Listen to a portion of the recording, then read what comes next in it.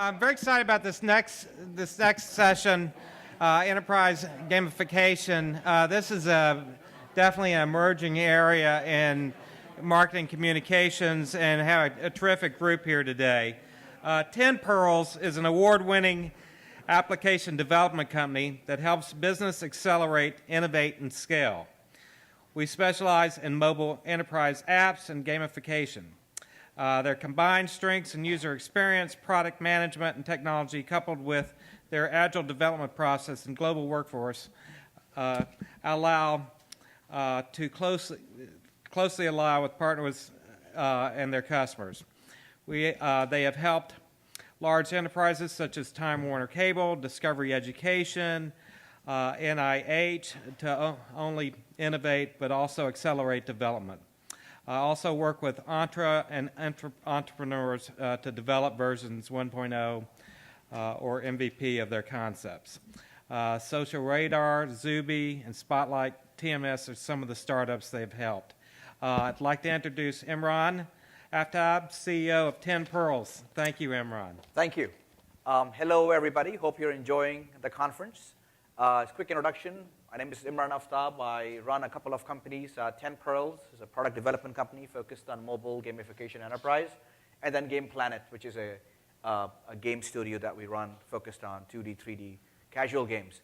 So I'm going to start off with this presentation. Let me just, with a show of hands, ask you, how many of you have fear of zombies? Wow. And the rest didn't even show up. That's how much they were afraid. It's interesting. About, I think, 50% of Americans have fear of zombies. And about 6% actually believe that they're unicorns. And this is a funny fact I read last night, that 30% of Americans think that there's real clouds in cloud computing. It's an interesting stat. Anyways, if you're ever worried about zombies, this is the presentation to follow. So obviously, zombies have taken over our lives. They are in our books, right? They are in our games. They are in TV shows. And guess what? They're also at work. And how do we identify these zombies? Well, they sort of exhibit these characteristics. They drag their feet. They have a glazed over look. This is Monday through Thursday, not just Mondays. And if you have worked in a large corporation, you've seen employees wandering aimlessly down the corridor. I used to work for a number of big corporations, and I've done this myself. The sad thing, this is infectious, just like zombification is. In fact, there's a Gallup study that says 60% of the workforce is actively disengaged. And let me just define what actively disengaged means. It means that you're not just emotionally detached, but you actually undermine other people's effort. This costs about $500 billion in loss to the entire economy and the GDP. And this Gallup poll study was done across 25 million respondents, about 16 industries, over 190 countries. But the blame is not the employees. Right? The zombification is just a symptom. It's the companies that have failed to engage the employees in a way that would motivate them to work. What is the cure? Of course, gamification. And this is the mechanical description up there, but pretty much the application of game mechanics to modify behavior to achieve desired outcome. But what are you trying to change? You're trying to change a certain audience, right? A target audience. And this target audience could be your customers, could be your employees, or the world at large. And you do that through engagement. So is gamification just a buzz? I mean, of course, we've heard about this, and it's the buzzword right now. The talk before me talked about gamification.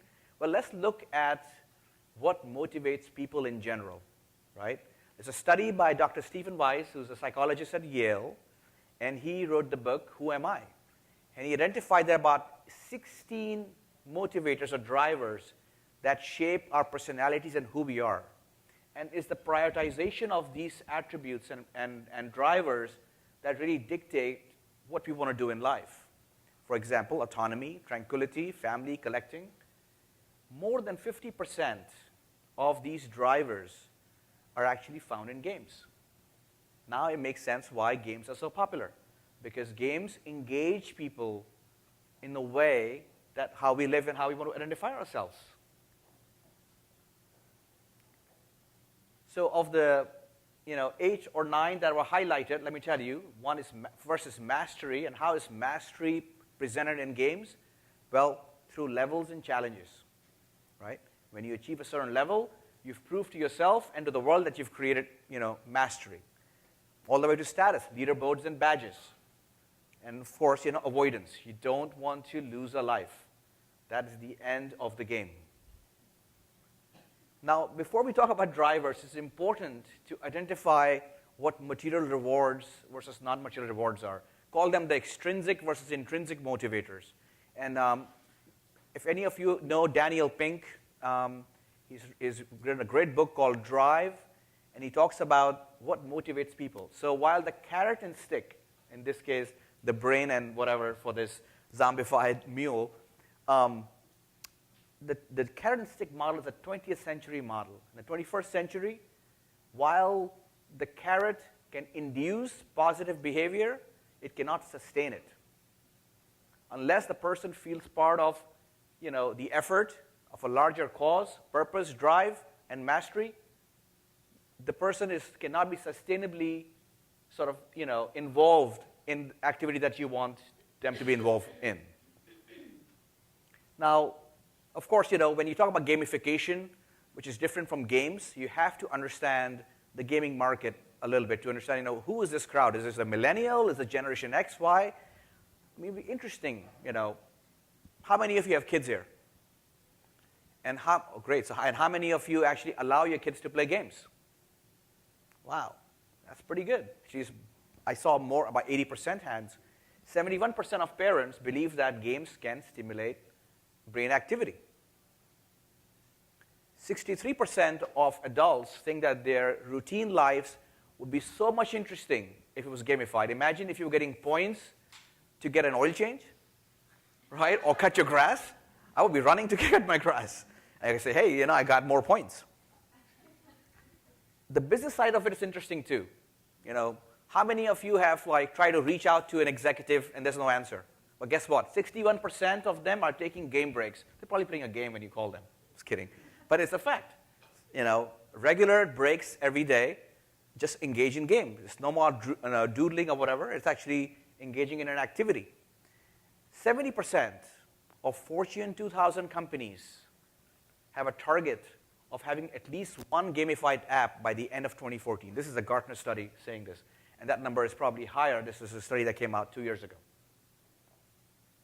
So while there's a misconception that gaming is sort of ruled and enjoyed by the male gender, women and mothers are actually entering the foray. In fact, the age group of 35 plus, you see the women far outnumber male counterparts. If you look at the 45 plus, there are 41% active women and mothers playing games versus 37% men. Now, this is globally, of course. Just in Turkey, right, 73% of 45 plus age women are active gamers, right? Brazil is even closer to that. But this is, so obviously, as you know, that game mechanics have to change to sort of, cater to that audience. This should not be a surprise. And in fact, I'm surprised that the number is quite lower. Where do you play most of your games? Only 34% claim they're playing games while in the bathroom. No way. No. A bathroom break has turned into a gaming break, to be honest, or a Facebook break, which is sort of a game if you argue about it.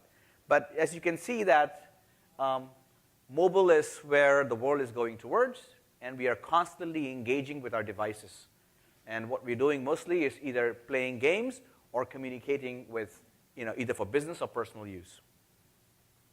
So of course, the future of work is play. If it isn't, you're going to have a very hard time retaining your employees or getting new customers if your product appeals to this, addresses any addressable market or problem. Couple of case studies. So Engine Yard, you know, had a problem in terms of customer satisfaction scores, and they were trying different techniques, such as let's, you know, incent people with bonuses, and they weren't seeing an uplift. So all of a sudden, they had an epiphany, and they said, what if we sort of made everything transparent to the whole corporation? They made a leaderboard, and people who were doing really well on the phones, satisfying customers, they would be listed as the top player with no extra money involved. 40% jump in take rate. The second study is much more interesting that happened in Stockholm, Sweden. It was called the Speed Camera Lottery. And this is a way where they had a problem. They had a stretch of the road where there were huge accidents, right? And they were trying to control it. So they're saying, you know, instead of trying to, you know, highlight the bad apples, which all the news is covered with, hey, bad news, and what about the good guys? Let's try to incentivize good behavior. So they said, every time you drove on this stretch of the road and you were within the speed limit, you would get a thumbs up, and you would be automatically be entered into a lottery, which would be paid for by the people who are paying fines. 22% increase within a week. I mean, decrease in speed, sorry. Increase in improved driving behavior. 22% speed reduction, right? This is a mind-boggling study, and overall ROI of this, positive, of course. Yet another study, Samsung Nation, when they launched their portal to sort of incentivize their customers and followers and enthusiasts to sort of interact more with the product, they had a pretty low take rate. So they said, you know what? The more you interact with us, you're going to gain points, and these points could get you levels and badges. And yeah, when you collect 1 million points, you may get an earpiece or something. And they had a 309% increase of take rates and 66% in traffic to the site. So as we know, gamification is a tool that enhances productivity. We all discussed that. But gamification also is a great tool to simplify complicated processes. For example, the stock market, right? We know that we all try to learn how the stock market functions, but you don't really understand the market unless you're engaged in it. So yeah, you have two choices. Either you put 10 grand, 20 grand, and you actually play the market, or you engage in a virtual stock market game and compete with your friends. And many companies and investment companies have gamified applications. E-Trade has one too. And you can now sort of understand the market through that. So help understanding complicated behaviors. Learning. We claim we have kids that have ADD, but they don't exhibit that behavior when they're playing games. How come? Because the curriculum is boring. It fails to engage them the way they should be. Right? How many of you homeschool here? Well, you should try it. No, it's interesting because it's a separate topic, but as you know that there is a lot of studies and movement around gamifying education. In fact, we've worked with a company that is taking credit-based education model to competency-based education model, right? Where you don't have to cover the whole course to say you earned the 4 credits. You have to exhibit competency, right? And you can do that through a gamified way so that you're still engaged with the curriculum. The best example of product engagement perhaps is Foursquare, right? People around the world are engaging in this application and earning badges and rewards and points, and most of them never even see a single dollar, but yet they're compelled to use this because they're getting recognition. They're competing with their friends. They're toppling mayors off various places. It's the stickiest product you've ever built, right? So now you know about gamification concepts, etc. Let me talk to you about some real examples, and this will be relevant for this conference. So I think the number one problem that marketeers have is that they're trying to send messages across to their audience. But the problem is that they don't know their audience well, right? So they end up sending generic message. So how do you personalize the message? Well, the obvious way is to ask the customer and say, hey, are you male, female? What age group do you belong? Well, chances are most of these surveys are never opened up. Right? People just hang up, phone services don't work, email services don't work, etc. But there's a company that successfully gets every bit of information about you, your kids, your family, and that's called Facebook. Why? They've incentivized you. They've gamified through likability, right? By earning likes and building a profile, etc., by getting social recognition, you're able to divulge all this information. Now imagine, of course, I'm not saying build another Facebook. You could, of course, use the login there to understand, and dip into the open API. But if you were let's say, a financial institution, and you wanted more information about the customer, and let's say you had a product, you wanted to sort of market out to them, well, what message should you market towards? You should talk about security, that your bank is 100% secure. Should you talk about 24/7 access? Or should you talk about your mobile app that's just come out for your bank? Well, you can engage your audience in a survey mechanism, call it a gamified creation of avatar, so a person can understand and engage with you and instantly understand how they belong. So as they're answering the questions, they're getting instantaneous feedback, and they're building a profile of themselves, right, on how they could look like. And this is not a situation where you win or lose, right? Imagine now when you're in a gamified world, you have to look at users as players, and in a world where it's a win-win for all. It's not just a win-lose. And by incentivizing and providing instant feedback in terms of the profile that you're building, that is visible to the customer, this particular customer that we helped was able to generate a lot of information about the customer. And then they would say, okay, this customer, it's important for them that this application or this bank service is secure, so the message was appropriate versus, 24/7 or the fact that they had mobile. Similarly, software bugs, we talked about that already, but cross-team communication, right? A lot of big corporations have a problem. They're operating in silos and don't communicate with each other. And if you want to incentivize collaboration and information sharing, perhaps you can incentivize people to contribute in terms of blogs and best practices, and then you can have sort of a leaderboard where the best, useful or most useful blog could be brought in there. The bottom line is that gamification does not have to involve huge changes. It could be subtle. If you're running a sales organization, yes, the leaderboard is important, but let's incentivize the process of making the first call, right? We know in sales, if you call, if that's your business, you cold call or whatever, that gets you results at the end. How do you incentivize people to make that first call, right? Versus saying, you know what, I used to work in a large telecom before, and we said to our call center employees that we will incent you if your average handle time is low. Guess what happened? People start hanging up, literally. And we ended up paying a 20% bonus to these employees. Because it's like, hey, legally we did what you did, right? So instead of incentivizing the end behavior, incentivizing the process, right? The steps that one needs to take, small steps. And obviously, that's when also, you have to tie into the person's intrinsic motivators. In this case, is autonomy, right? If a person feels that they're coming into an organization where they're going to be robbed of all credit that they ever come up with or any, innovation they come up with, they will never feel compelled to innovate. It's that sort of, flat structures that, are prevalent in today's organizations, which, sort of, motivates people to really think out of the box and be true contributors. So how do you implement gamification? So, the badges and the points, it's just the mechanics part. What's important is how are you going to build the narration, right, which is going to compel people to continue to participate in this activity, right, the progress path.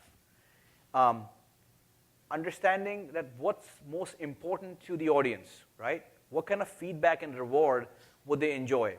Yes, getting a badge is great, but getting a badge from your group of friends means something different. Essentially, as we know, our lives are social. It's changed the way we do business. how do we support competition within friends and within larger communities so we can collaborate and pull our friends as we need to. And lastly, design is a team exercise. It's a team play. There are slight nuances within interactions and user experience that you can implement, which can help you improve gamification if you're building a product that you want to be sticky. We all know that the average lifespan of a mobile app is less than 30 days, right? So if you're trying to build the next mobile app, think about how you're going to engage your end customer. What are they going to be getting at the end that will compel them to be using this application, not just today, but tomorrow and day after, and perhaps also referring the business or app to somebody else. Anyways, it's time to play. We have a booth outside. We have a zombie up there. You can see the zombie dance by tweeting at us at hashtag #NoZombies at 10pros, or you can insert a card into the zombie kit, and if you put in the code #NoZombies, you will get twice the chance of winning an iPad. That's all. Thank you.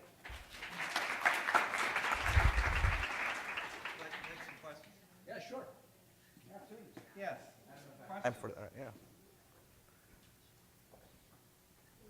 Yes. Absolutely, yes, and it's just about engagement. Gamification is maybe a superfluous word, but it's how do you engage your audience. But yeah, we will have these slides up shortly. Yes? It tends to be the easiest point of entry for gamification for companies. No, great question.